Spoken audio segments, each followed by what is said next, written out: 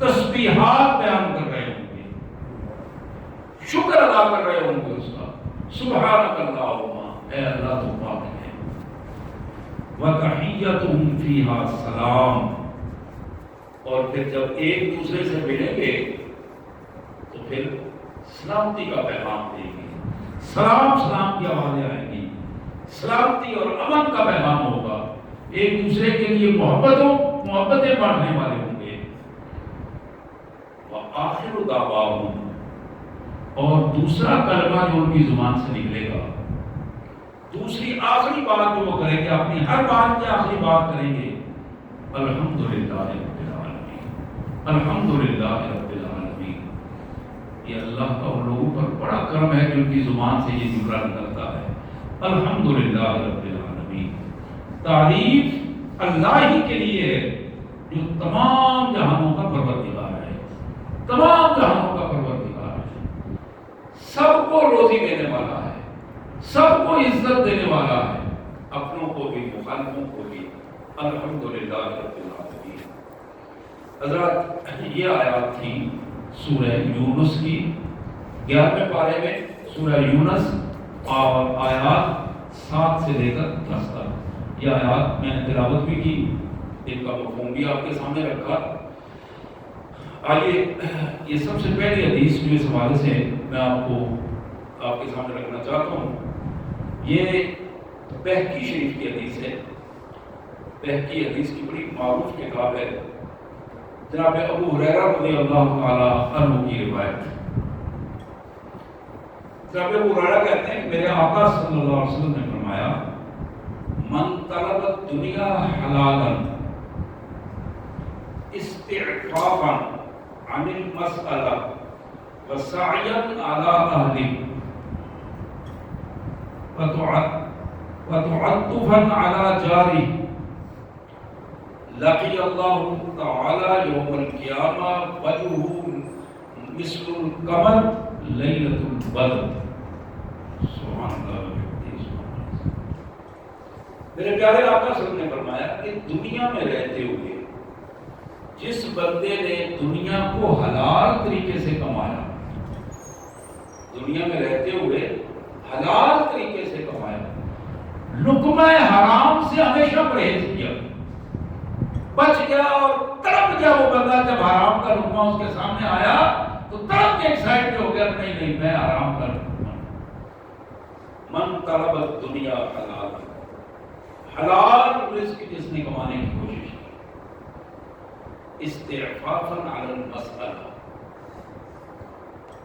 اس کے ذہن میں یہ ہے کہ میں کسی کے سامنے ہاتھ پھیلانے سے بچ جاؤں، کسی کی محتاجی نہ ہو، میں اپنی محنت خود کر کے حلال کماؤں گا تاکہ میں کسی کے سامنے سوال نہ کر سکوں، کسی سے مانگنا نہ پڑے مجھے۔ وسعیا علی اہلہ، اور اس کی کوشش یہ رہی کہ میں حلال کما کے اپنی بیوی بچوں بہن بھائیوں اور ماں باپ پر خرچ کروں تاکہ انہیں کسی کی محتاجی نہ ہو، میں ان کے لیے اس دنیا میں رزق حلال کا سہارا بن جاؤں۔ وتعطفا علی جاری، اور اس لیے یہ نیت بھی تھی اس کی کہ میں اپنے قریبی رشتہ داروں، پڑوسیوں کو، تعلق داروں کو، دوستوں کو، اس سے ان کی خدمت بھی کروں گا تاکہ میں ان کی محتاجی میں ان کے کام آ سکوں۔ یہ 3 چیزیں بتائی اللہ کے رسول صلی اللہ علیہ وسلم نے، بڑی اہم چیزیں، بڑی خوبصورت چیزیں ہیں۔ فرمایا کہ جس بندے نے حلال طریقے سے رزق دنیا کمایا، اس وجہ سے کہ وہ دوسروں کی محتاجی سے بچ جائے، اس وجہ سے کہ اپنے اہل و عیال پر وہ رزق حلال خرچ کرے اور وہ بھی دوسرے کی محتاج نہ ہو، اس وجہ سے کہ وہ اپنے رشتہ داروں، بہن بھائیوں، اپنے پڑوسیوں، اپنے تعلق داروں پر خرچ کرے، اور اس خرچ کرنے کے ساتھ ان کی خودداری اور عزت نفس میں ان کا معاملہ کرنے والا ہے۔ جس بندے نے ان 3 نیتوں سے رزق حلال کمایا اور اس کے لیے کوشش کی، کل اللہ تبارک و تعالیٰ کے ساتھ اس کی ملاقات ہوگی قیامت کے دن، لقی اللہ تعالی یوم القیامہ، اس حالت میں کہ وجہ مثل القمر لیلۃ البدر، اس کا چہرہ 14ویں رات کے چاند کی طرح اس طرح چمک رہا ہوگا کہ دنیا دیکھ کر حیران ہے۔ وجہ مثل القمر، اس کا چہرہ چاند کی طرح چمک رہا ہوگا، لیلۃ البدر، 14ویں رات کے چاند کی طرح، جو مکمل چاند ہوتا ہے، بدر اس مکمل چاند کو کہتے ہیں، جو مکمل چاند اپنی میٹھی شوق کے ساتھ ہو رہا ہے، جس کی طرف دیکھنے کو دل کرتا ہے، اس کا چہرہ اس طرح چمک رہا ہوگا۔ سبحان اللہ۔ اسی حدیث مبارک کا دوسرا حصہ، اسے بھی ذرا توجہ سے سنیے۔ فرمایا کہ ومن طلب حلالا،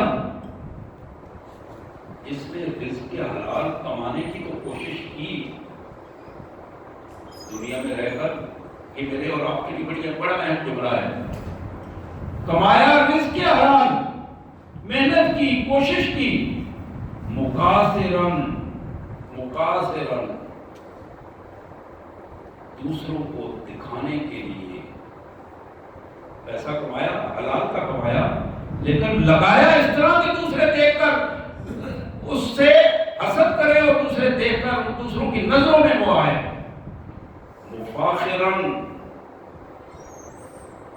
کبر کے ساتھ فخر کرتے ہوئے، اپنے آپ کو بڑا بنا کر پیش کرنے کے لیے، مرائین، دوسروں کو دکھانے کے لیے۔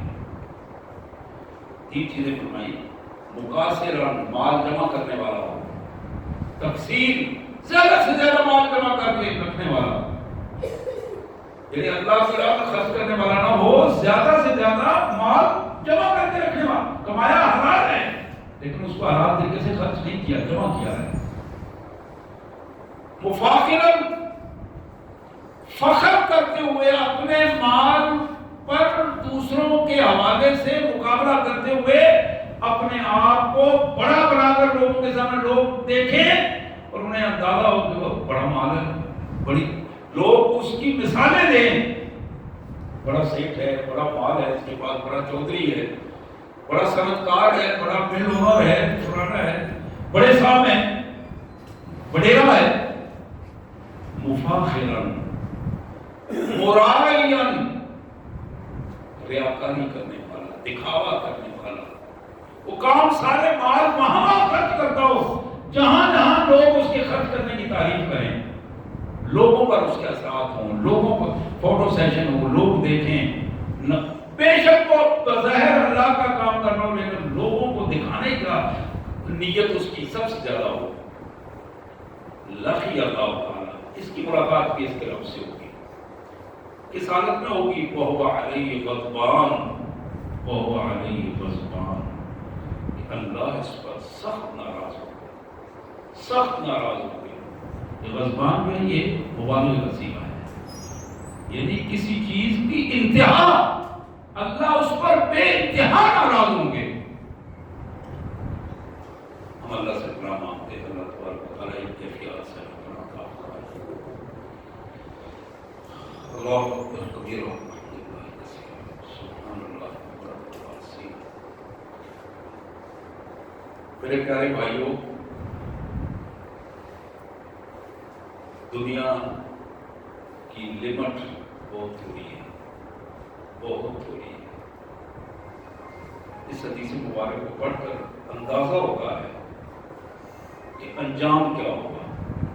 اس انجام کو سامنے رکھتے ہوئے جو تھوڑا سا وقت ملا ہے، اس میں رزق حلال کو حلال طریقے سے کمایا جائے، حلال نیت رکھی جائے اور حلال انداز سے خرچ کیا جائے۔ یہ نہ ہو کہ ہم پیسہ جو حلال طریقے سے کمائیں اور غلط انداز میں خرچ کر کے اللہ کے ہم ناراضگی کو منہ لے کر وہاں پہنچے۔ یہ بہت بڑی ناکامی ہوگی۔ جناب علی کرم اللہ وجہہ، امیر المومنین، امام المتقین، جناب علی رضی اللہ تعالی عنہ، ان کی روایت مشکات شریف میں بہقی شریف کے حوالے سے فرمایا کہ میرے آقا صلی اللہ علیہ وسلم نے فرمایا ہے اذا لم یبارک للعبد فی مالہ جعلہ فی الماء والتین، جب کسی بندے کے مال سے برکت اڑ جاتی ہے،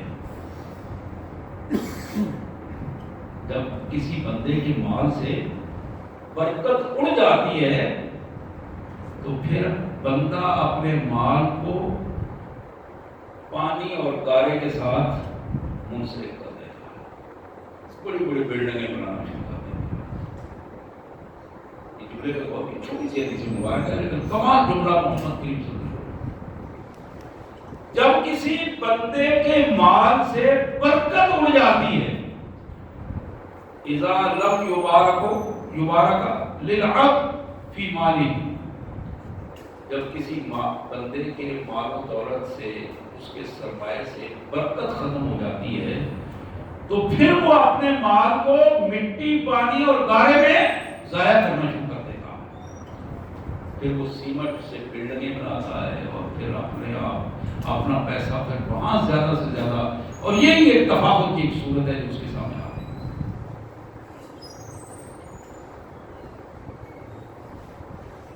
شعب الایمان بہقی کا ایک حصہ ہے بڑے احادیث مبارک کا ذخیرہ، اس میں جناب عبداللہ بن عمر رضی اللہ تعالی عنہ کی یہ روایت کہ میرے آقا صلی اللہ علیہ وسلم نے ارشاد فرمایا اتقوا الحرام فی البنیان فإنه اساس الخراب، اتقوا الحرام فی البنیان، اتقوا الحرام فی البنیان فإنه اساس الخراب۔ میرے آقا صلی اللہ علیہ وسلم نے فرمایا کہ میرے امتیوں، ایمان والو، اپنی عمارتیں بنانے وقت حرام کاموں سے بچو، پیسہ اپنی عمارتوں پر پانی کی طرح پیسے نہ بہاتے رہو، اتقوا الحرام فی البنیان، بلڈنگیں بناتے وقت، عمارتیں بناتے وقت حرام ممنوع کاموں سے بچو، فضول خرچی سے بچو، اسراف سے بچو، جہاں تمہیں رہنا نہیں ہے وہ بلڈنگیں نہ بناؤ، جو تمہاری ضرورت نہیں ہے وہ بلڈنگیں نہ بناؤ، فإنه اساس الخراب، یہ وہ چیز ہے جو تمہاری اس بلڈنگوں کی بنیاد کو حرام طریقے سے اس کو خراب کر دے گی، اس بلڈنگ میں کبھی برکت نہیں آ سکتی، اس لیے اس کی بنیاد خرابی پر۔ باتیں کڑوی کڑوی ہیں لیکن میٹھی بھی ہیں اس میں، اگر یہ ہمیں ہضم ہو جائیں اور ہم ان کے مطابق عمل کر لیں تو آپ یقین کیجئے زندگی آسان ہو جائے۔ آج ہر آدمی کی زندگی مشکل میں ہے، میں ابھی آپ یہاں سوچ رہے خرچ پورا نہیں ہوتا، مصیبت پڑی ہوئی ہے، مہنگائی ویسے بڑھ گئی ہے، کچھ حکمران ایسے بد اندیش ہیں وہ ان کو ہوش ہی نہیں ہے کہ عام آدمی کے ساتھ کیا ہو رہا ہے۔ ان سارے چکروں میں ہم خود اپنے خیر خواہ نہیں ہیں، خود اپنے لیے مسائل زیادہ پیدا کرتے چلے جا رہے ہیں، اپنی خواہشات کو بڑھاتے چلے جا رہے ہیں، اور نتیجہ یہ ہے کہ ہم پھنس جاتے ہیں۔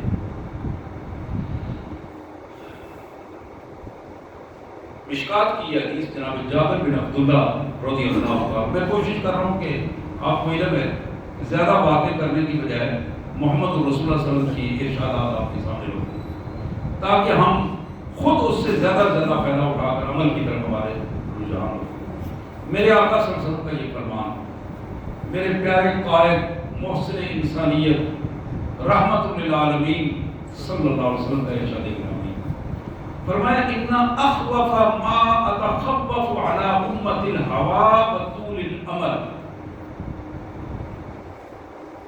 آپ نے فرمایا میرے ساتھیوں، میں جس چیز سے سب سے زیادہ اپنی امت کے حوالے سے ڈرتا ہوں وہ ہے ان کا اپنی خواہشات نفس کا غلام ہو جانا اور لمبی امیدیں تان کر اپنے آپ کو لمبی امیدوں کے سہارے چھوڑ دینا۔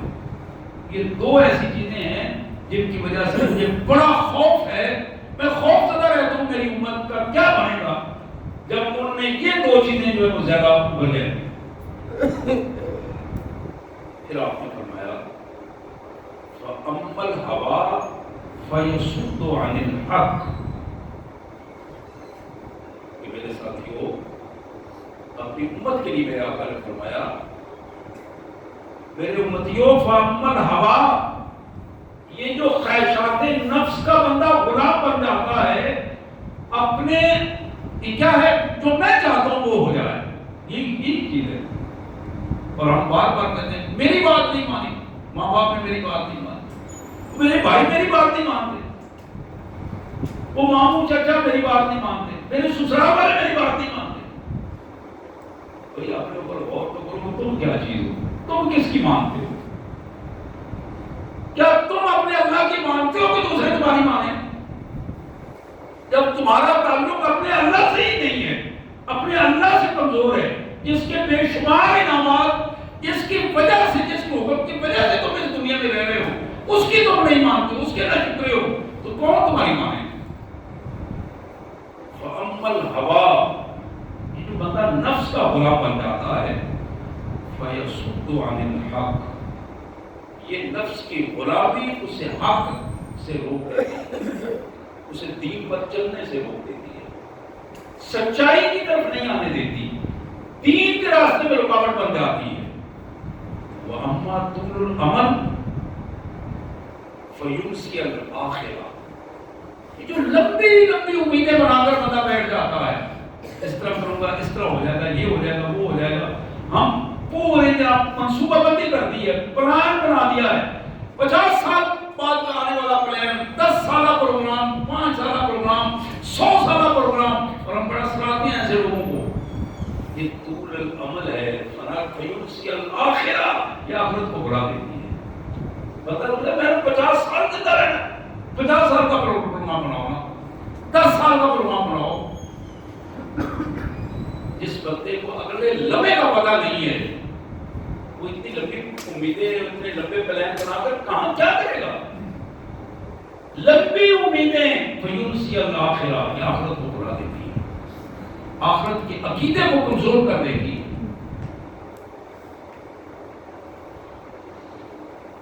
فرمایا وَهَذِهِ الدُّنْيَا مُرْتَحِلَةٌ ذَاهِبَةٌ، وَهَذِهِ الدُّنْيَا، یہ دنیا جس میں تم رہ رہے ہو، مُرْتَحِلَةٌ ذَاهِبَةٌ، یہ اپنا سفر شروع کر چکی ہے، یہ واپس جا رہی ہے۔ ذَاهِبَةٌ، اس کا واپسی کا سفر شروع ہو چکا ہے، یہ دنیا واپسی کا سفر شروع کر چکی ہے، اب وہ آ نہیں رہی، جا رہی ہے، جا رہی ہے۔ ذَاهِبَةٌ، جانے والی دنیا کے پیچھے مت لگو، اس سے اپنے آپ کو بچاؤ۔ وَهَذِهِ الْآخِرَةُ مُرْتَحِلَةٌ قَادِمَةٌ، اور آخرت آ رہی ہے، وہ اپنا سفر وہ بھی شروع کر چکی ہے، یہ جا رہی ہے ختم کر کے اپنے معاملات، اور اس کے یہ آخری گھڑیاں ہیں، آخری لمحات ہیں، اور اس کے پیچھے لگ کے کیا کرو گے؟ وہ جو آ رہی ہے وہ تمہاری ہمیشہ ہمیشہ کی زندگی ہے، ہمیشہ کا پیغام لے کے آ رہی ہے، وہ آخرت ہے۔ مُرْتَحِلَةٌ، اپنا سفر شروع کر چکی ہے، آ رہی ہے۔ قَادِمَةٌ، تیزی کے ساتھ آ رہی ہے۔ اس آخرت کا سلسلہ بناؤ، اس کو محفوظ کرنے کی کوشش کرو، اس کو حاصل کرنے کی کوشش کرو، اس سے تعلق مضبوط کرو۔ وَلِكُلِّ وَاحِدٍ مِّنْهُمَا الْبَنُونَ، اس دنیا اور آخرت دونوں کے چاہنے والے موجود ہیں، دنیا کے چاہنے والے بھی اور آخرت کے چاہنے والے بھی موجود ہیں، دنیا کے بیٹے بھی موجود ہیں اور آخرت کے بیٹے بھی موجود ہیں۔ فَإِنِ اسْتَطَعْتُمْ أَلَّا تَكُونُوا مِن بَنِي الدُّنْيَا فَافْعَلُوا، اگر تم کوشش کر سکو، ہمت کر کے کوشش کر سکو، تو پھر دنیا کے بیٹے مت بنو۔ فَافْعَلُوا، یہ کام کر جاؤ، بچ جاؤ دنیا کے شر سے، دنیا کے دھوکوں سے بچو۔ فَإِنِ اسْتَطَعْتُمْ، اگر تم یہ کام کر سکو، اللہ تکونوا من بنی دنیا، کہ تم دنیا کے بیٹے بننے سے، دنیا کے تعلق والے بننے سے، دنیا کے چاہنے والے بننے سے بچ سکو، ففعلوا، یہ کام کر جاؤ، یہی کام تمہاری کامیابی کا کام ہے۔ اور پھر آخر میں آپ نے ارشاد فرمایا فَإِنَّكُمُ الْيَوْمَ فِي دَارِ الْعَمَلِ، آج تم دار العمل میں ہو، یہ دنیا دار العمل ہے، بلا حساب، اس دنیا میں تمہارا حساب نہیں ہے، یہ دار العمل ہے، اس میں تمہارا حساب نہیں ہے، اس میں جتنا موقع ملتا ہے اللہ کی رضا خوشنودی کے لیے زیادہ سے زیادہ عمل کر گزرو، تاکہ وہ کل دار الحساب میں تمہارے کام آئے۔ وانتم غدن فی دار الاخرہ بلا عمل، آنے والا کل تمہارا آخرت کا کل ہوگا اور اس میں عمل نہیں ہوگا، عمل کرنے کا موقع نہیں ہوگا۔ یوں ہی سانس اکڑتا ہے، موت آ جاتی ہے، اس پہلے آخری سانس کے ساتھ، موت کے پہلے لمحے کے ساتھ ہی عمل کی مہلت ختم ہو جاتی ہے، آگے دار الحساب ہے۔ نستغفر اللہ ونتوب الیک، نستغفر اللہ ونتوب الیک یا کریم یا ارحم الراحمین۔ حضرات، یہ بڑی اہم حدیث مبارک تھی جو میں نے آپ کے سامنے رکھی، مشکوٰۃ شریف کی حدیث۔ میں دوبارہ اس حدیث مبارک کا خلاصہ پھر رکھنا چاہتا ہوں۔ میرے آقا صلی اللہ علیہ وسلم نے فرمایا، مجھے اپنی امت میں کسی چیز کا اگر سب سے زیادہ خوف ہے تو وہ دو چیزیں ہیں، ایک یہ کہ میرے امتی اپنے نفس کے بندے بن جائیں گے، اپنی مرضی کریں گے، اور دوسری بات کہ لمبی امیدوں پر اپنا گزارا کریں گے۔ پھر فرمایا کہ یہ جو نفس کا بندہ بن جانا ہے، یہ بندے کو حق سے روک دیتا ہے، دین سے روک دیتا ہے، اور جو لمبی امیدیں ہیں یہ بندے کو آخرت سے دور کر دیتی ہیں، آخرت اڑا دیتی ہے۔ اور پھر ارشاد فرمایا کہ لوگوں، یہ دنیا اپنا سفر واپسی کا شروع کر چکی ہے، آخرت اپنے آنے کا سفر شروع کر چکی ہے۔ تم اگر طاقت رکھو، ہمت کرو تو اس دنیا کے شر سے اپنے آپ کو بچا لو۔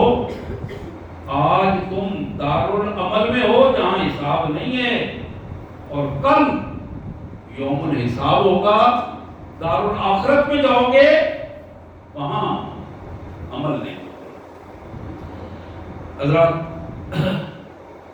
یہ آخری دو حدیث جو میں آپ کے سامنے رکھنا چاہوں گا، یہ ہمارے لیے ان پہلی احادیث کے حوالے سے زیادہ اہم ہے کہ ہم کس طرح اپنے آپ کو آخرت کی طرف لا سکتے ہیں، اور کس طرح ہم دنیا میں رہ کر اپنی آخرت کو محفوظ کر سکتے ہیں۔ ابن ماجہ کی یہ حدیث جناب عبداللہ بن عمر رضی اللہ تعالی عنہ کا کی روایت، قیل لرسول اللہ صلی اللہ علیہ وسلم ای الناس افضل، لوگوں نے اللہ کے رسول صلی اللہ علیہ وسلم سے پوچھا کہ میرے آقا یہ ارشاد فرمائیے کہ لوگوں میں افضل بندہ کون ہے؟ افضل بندہ جو اللہ کے قریب ہو، جسے اللہ کے دربار میں فضیلت حاصل ہو، وہ افضل بندہ کون ہے؟ آپ نے فرمایا کل مخموم القلب وصدوق اللسان، ہر وہ بندہ جو مخموم القلب ہو اور سچی زبان والا ہو۔ قالوا صدوق اللسان نعرفہ، اللہ کے رسول صلی اللہ علیہ وسلم سے کہتے ہیں کہ میرے آقا، ہم یہ تو جانتے ہیں کہ جو سچا سچ بولنے والا، جس کی زبان سچی ہے، وہ لوگ ان کو اس کیفیت کو تو ہم سمجھتے ہیں۔ فما مخموم القلب، مخموم القلب کی ذرا وضاحت فرمائیے۔ قال ہوا تقی، قال ہوا تقی، آپ نے فرمایا وہ بندہ جو اللہ کی نافرمانی سے بچ جاتا ہے۔ مخموم القلب وہ بندہ ہے جو اللہ کی نافرمانی سے بچتا ہے۔ لا اسم علیہ، اس کی زندگی میں گناہ یا نافرمانی کا دبا نہیں ہوتا۔ ولا بغی، وہ بندہ بغاوت کرنے اللہ کے قانون سے بغاوت کرنے والا نہیں ہوتا، جسارت سے گناہ نہیں کرتا، ضد سے گناہ نہیں کرتا. گناہ بھولے سے ہو جانا اور بات ہے. بڑا باغیہ یہ مخموم القلب والا بندہ جو ہے یہ جرأت مندی سے جسارت سے گناہ نہیں کرتا. بلا غلہ وہ بندہ بد دیانت نہیں ہوتا، غلول اس کے اندر نہیں ہوتا، بد دیانتی نہیں ہوتی، دوسرے کا مال دوسرے کا حق نہیں کھاتا، دوسرے کی عزتوں کو تاراج نہیں کرتا. بلا حسد وہ بندہ حسد کرنے والا نہیں ہوتا.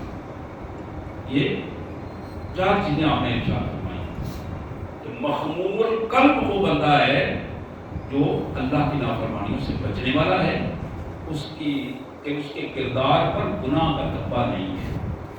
وہ بندہ جو اللہ کے قانون سے بغاوت کرنے والا نہیں ہے، وہ بندہ جو اللہ کے قانون کو توڑ کر بد دیانت اور دوسروں کے حق کو کھانے والا نہیں ہے، اور وہ بندہ جو حسد کرنے والا نہیں ہے. حضرات یہ آخری حدیث ہے جو میں آپ کے سامنے رکھ رہا ہوں.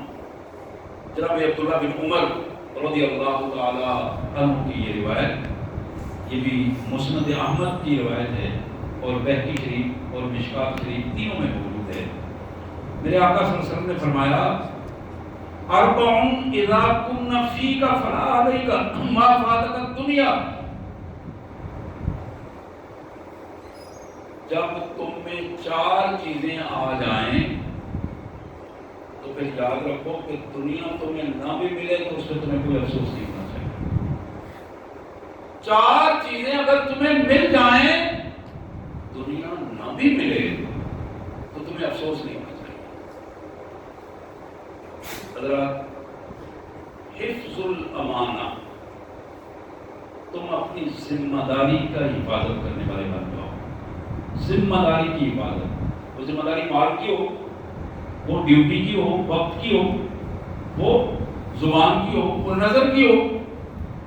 جہاں جہاں جو اللہ نے امانتیں تمہیں دی ہیں یا بندوں نے تمہیں امانتیں دی ہیں، تم ان امانتوں کا حفاظت کرنے والے بن جاؤ. جب یہ صرف تم میں آ جائے تو پھر تمہیں دنیا کی کوئی پرواہ نہیں. حفظ الامانہ، جہاں بیٹھے ہو ذمہ داری سے بیٹھے ہو. بس ان کو حدیث جب کرو بات کرو سچی بات کرو. بات سچی کرنے والا بندہ اسے دنیا کی پرواہ نہیں ہونی چاہیے. اور میں وہ حسن و خلیقہ اپنے عادات اور اخلاق میں بہترین فرق محمد رسول اللہ کے طریقے پر چلنے والا. اس نے خلق کا مطلب ہے سنت کے مطابق اپنی زندگی گزارنے والا.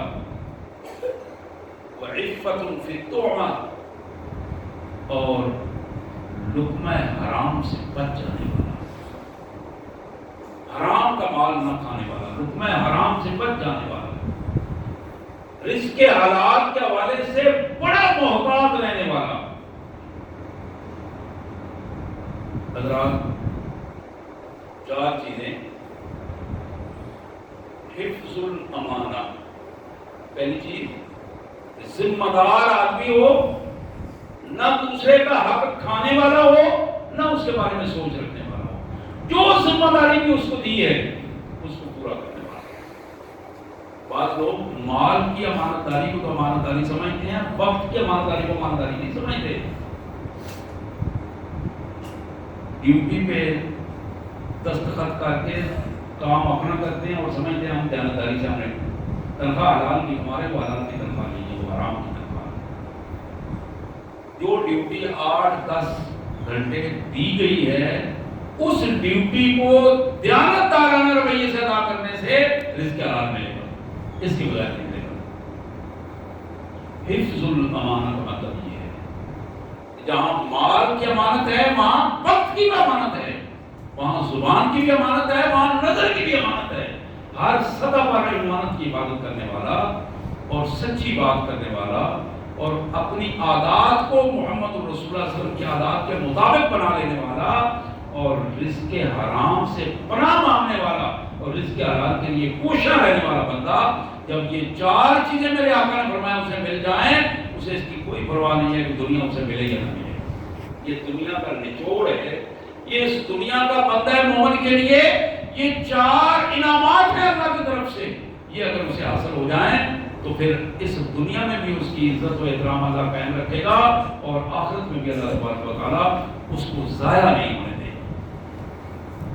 اب ان احادیث مبارکہ اور ان آیات کے حوالے سے میں پھر ترجمہ کر رہا ہوں ان آیات کا، آپ ذرا غور فرمائیے۔ ان الذین لا یرجون لقاءنا، وہ بندے جنہیں ہم سے ملاقات کی امید نہیں ہے، آخرت کی امید نہیں ہے، ورضوا بالحیات الدنیا، اور دنیا کی زندگی میں وہ راضی ہو گئے ہیں، واطمئنوا بہا، اور اس پر خوش ہیں، اطمینان ہے ان کو، جو ملا ہے بس ٹھیک ہے، والذین هم عن آیاتنا غافلون، یہ وہ ظالم لوگ ہیں جو ہماری آیات سے غافل ہیں۔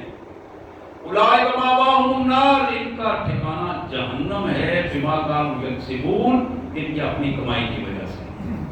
ان الذین آمنوا وعملوا الصالحات، وہ لوگ جو جنہوں نے ہماری بات پر یقین کر لیا، ایمان لے آئے، اپنے آپ کو سنوار لیا اس کے مطابق، یہدیہم ربہم بایمانہم، ان کے ایمان کے ساتھ اللہ کی رہنمائی حاصل ہوگی ان کو، اور ان کے لیے جنتیں ہیں، نعمتوں بھری جنتوں میں رہیں گے، اور ان کے نیچے نہریں چل رہی ہوں گی، اور ان کا پکار ایک ہی بات زبان پہ آئے گی جنتوں میں، سبحانک اللہم، اللہ کی تسبیحات بیان کر رہے ہوں گے، وتحیتہم فیہا سلام، اور باہم جب ملیں گے تو سلام کا پیغام، وآخر دعواہم ان الحمدللہ رب العالمین، اور ان کے آخری کلام، آخری بات جب بھی ہوگی الحمدللہ رب العالمین کے نام سے آئیں گے۔ اللہ سے دعا ہے اللہ تبارک و تعالیٰ اس دنیا اور آخرت میں ہمیں جنتیوں والی کامیابیاں عطا فرمائے، اور دوستیوں والے عمل، دوستیوں والی سوچ، اور ان کی حرکتوں سے ہمیں محفوظ فرمائے۔ وآخر دعوانا الحمدللہ رب العالمین۔